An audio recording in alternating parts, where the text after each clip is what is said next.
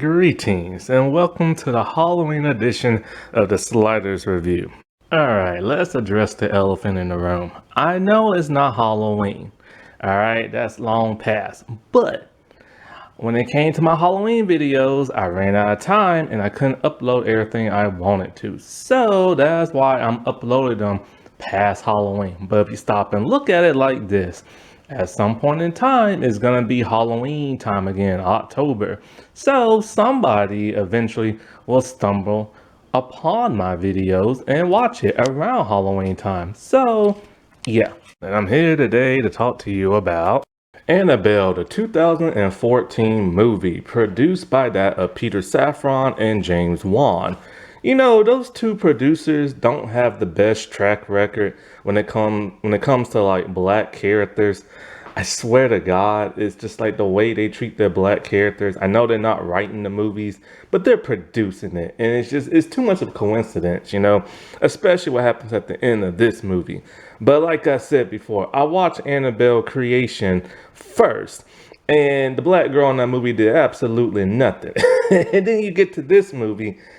I'll get into that a little bit later.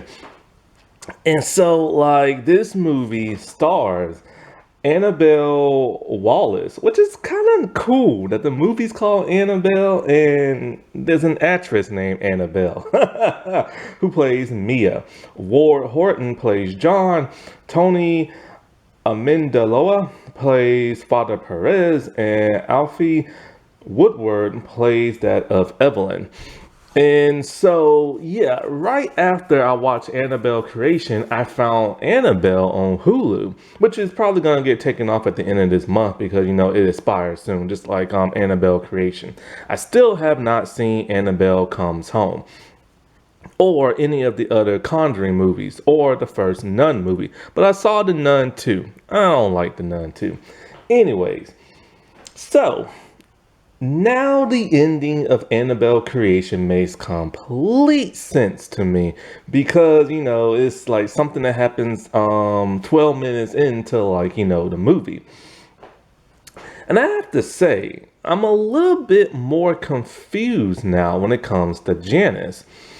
Because it's kind of like, okay, the rules of Annabelle, she can possess your soul and possess your body, but, you know, possessing your soul and stuff like that, you have to give her permission.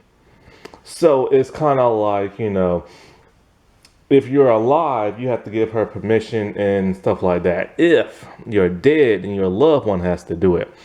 So how exactly did she take hold of Janice? Which, oh my God, dude, now I feel even worse for Janice, man. Like, oh my God, dude, that's just a tragic figure right there.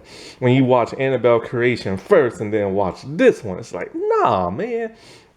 But anyways, how exactly did she take possession of her body? Yes, I know. She pinned her down and she oozed out like black stuff out her mouth and into that of Janice possessing her.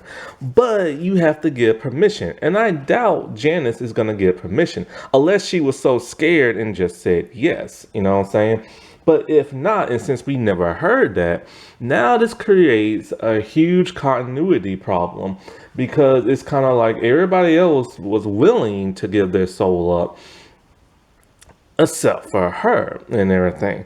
So it's kind of weird. And also, if she could just like transfer herself by oozing in somebody's mouth, why didn't older Janice / Annabelle do that to Mia and Annabelle? Like, you see what I'm saying?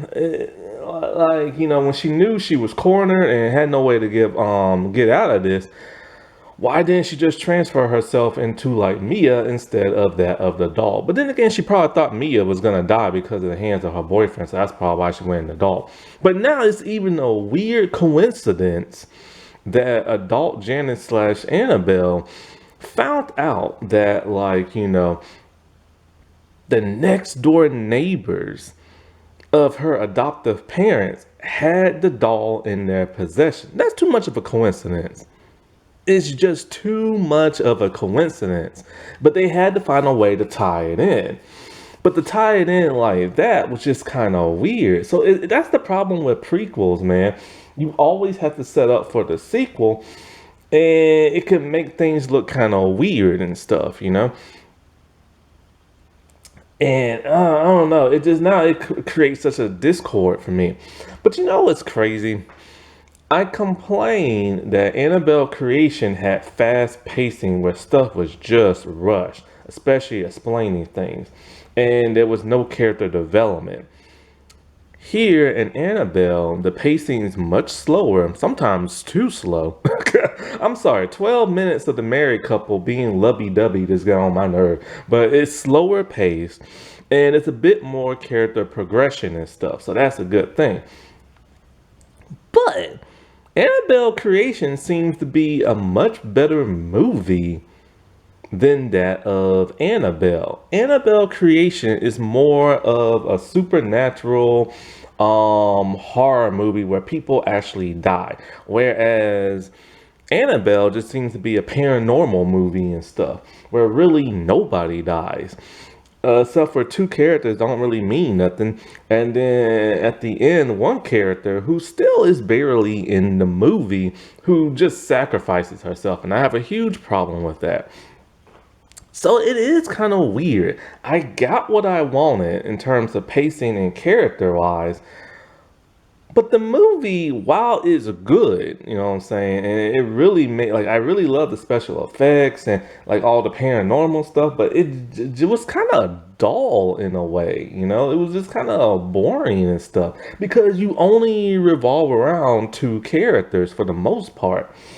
And you know, nobody's like really dying. It's just like, you know, it's just some evil demon creeping the crap out of like this mother and everything. Whereas in the other movie, yeah, you had the two little girls, but you also had the nun lady, then you had the father, and kind of a sprinkle of the other characters and stuff.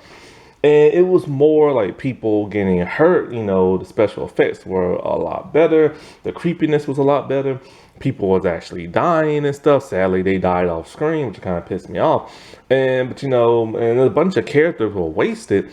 But yeah, it was more entertaining than this, especially with like, you know, Linda trying to get rid of the doll in the well, and the doll reappeared and stuff like that out of like nowhere with like a shock factor. Whereas it's more of a somber shock factor when the husband gets rid of the doll in the trash can, and then however like many weeks or months later it just appears in like the, you know, in their box in their house and stuff. And it was just kind of like, huh, like where'd you come from? And then the wife just didn't seem to care, which was kind of odd.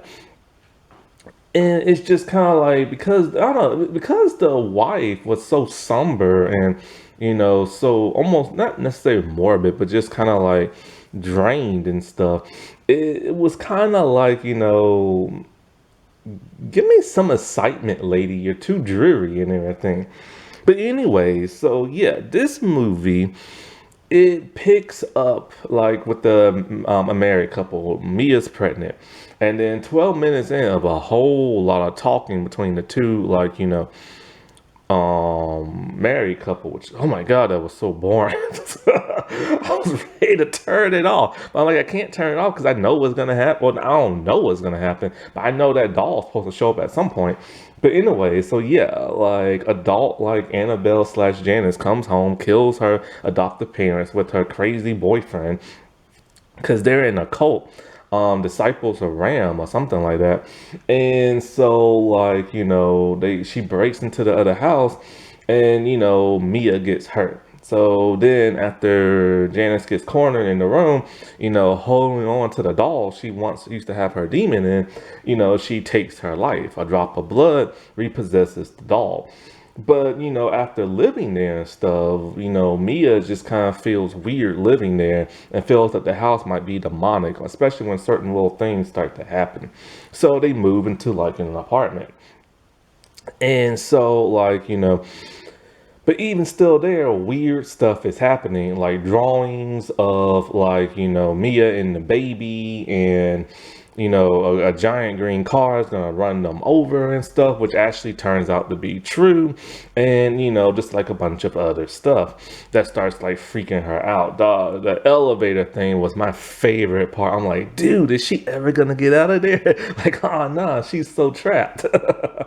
I do love like things like how like you fall down and all of a sudden something will drag you and stuff. It was done better in Annabelle creation because one thing I didn't mention in that review was that sometimes the audio will cut out and it makes for a more eerier feel, you know what I'm saying? And so um so I do love like the creepiness in like this movie and stuff. I just wish it was more like, had a more like artistic style to it or something. And so eventually, she starts to investigate like what this could be, that weird symbol, that cult and stuff like that. That's where she meets like Evelyn and everything. And Evelyn really just pops in and out the movie, and she's really only there to give her tragic backstory of how she caused the car accident that killed her daughter and stuff like that. Father Perez is literally only there just to be a pastor dude for there to give like advice, but he really doesn't do much. Like none of these pastors in these movies ever really do much. And it's kind of like it does squander people's talent because both those two actors are really good in other stuff, but they're just here just to be here. And so like he tries to get rid of the doll, but then he gets attacked. And so he's taken out for now for the rest of the movie. And then when all the creepiness stuff starts to happen and like the Annabelle spirit takes like, the baby, which by the way, the Annabelle doll was more creepier in Annabelle creation than it was here. Like it just felt kind of flat. And it just didn't feel as creepy, like when Annabelle creation, she's rocking in the chair. That was cool, you know what I'm saying? But here it's just kind of like nothing. And so like Evelyn and Mia are trying to like escape the house, and then Mia's trying to get the baby. Oh my god, dude, when she grabbed the doll and started whacking the doll's head and then threw it and then saw that it was the actual baby, I'm like, oh my god, that was such a crazy moment. But then it turned out to be just another doll and everything. So I do like moments like that because it's good horror and unexpected horror and stuff. But pretty much, Evelyn is taking out the equation because she's trapped on the hallway and stuff like that. But of course, what does Annabelle want? Another soul. She can't take the baby soul, so she wants Mia.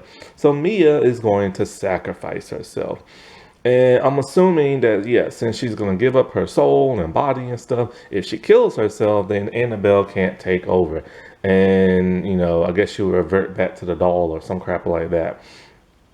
And so the husband's trying to like talk her down and stuff like that. But then here's the part that really pissed me off. It's Evelyn. She takes the doll and is all like, I'll sacrifice myself. And then she jumps out the window and she kills herself, just so the family can have their happy ending. And yes, they have their happy ending. They go about their day like nothing happened and stuff, talking to the pastor who's still alive, and just go about their life being like, and they don't even like, thank Evelyn. They don't go to like her gravestone. They don't talk about how they're gonna like, tell their child about her. It's just like, oh, let's just kill the black woman off. Let the black woman kill herself so the white family can live happily ever after. Really, the black woman is barely in the movie, barely does anything, and she kills herself to make white people happy. Like, you gotta be freaking kidding me. You gotta be freaking kidding me. Like, what kind of crap is that? Like, seriously.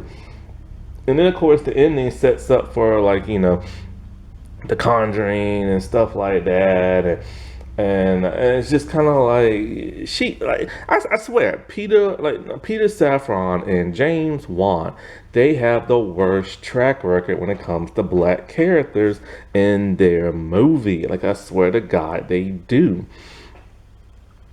And so like while this movie was cool and it made its budget back in a huge way, it just kind of felt a little flat at times. Like there was just too many quiet moments. There was too many moments focusing on just one character throughout the entire movie, and it was just kind of like Annabelle creation just felt a little bit better in terms of style and like story and stuff like that. I just wish to God Annabelle creation had better characters and better pacing. That wasn't that spooky. All right, well, I shall talk to y'all later. Bye.